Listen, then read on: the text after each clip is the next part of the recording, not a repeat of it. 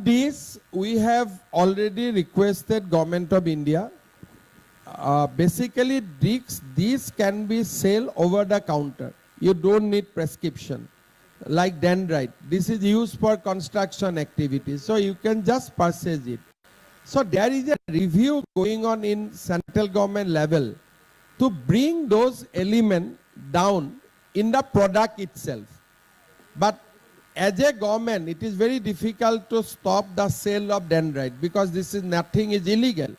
But when somebody is purchasing beyond the required level, we develop intelligence and we arrest those people. But as I told you, as these are the material or chemical available over the counter, definitely there are some difficulty, but we are aware about those difficulty and we will surely overcome.